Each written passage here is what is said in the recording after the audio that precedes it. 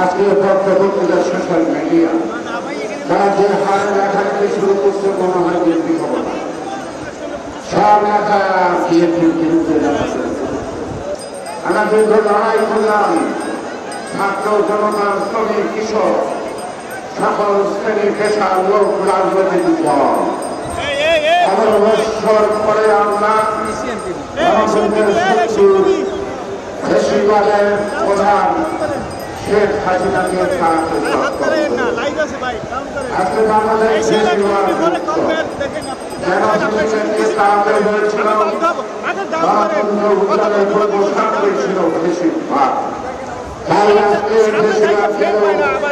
গণতন্ত্র কিন্তু এখনো আলোর মধ্যে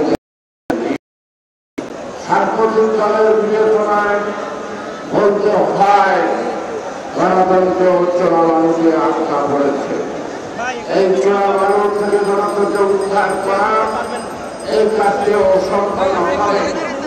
আমি দৃঢ়চেত নেতা তারেক রহমানের প্রতি আস্থা রেখে বলছি, আমরা এখনো বর্তমানে পাচ্ছি সেই গণতন্ত্র আলোর মধ্যে তার নেতৃত্বে এটি বাংলাদেশের জনগণের প্রত্যাশা।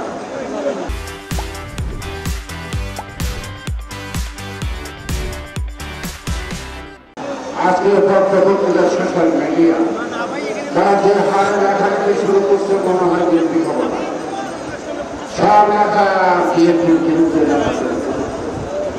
গণতন্ত্র বিএনপি একটি নাম, এক এবং বিএনপির বিরুদ্ধে ষড়যন্ত্র আর গণতন্ত্রের বিরুদ্ধে ষড়যন্ত্র আমি এক পার্টিকে মানতে চাই, এক মাটির মানতে চাই।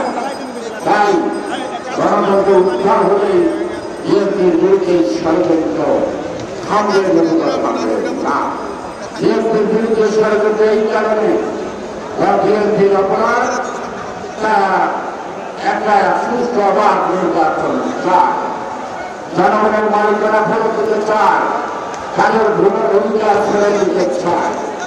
ইদানিংকালে এক সাংবাদিক বললেন যে আপনারা এই গণতন্ত্রের কথা এখন বলছেন কেন? আমরা 11 বছর বলছি নতুন কিছু না।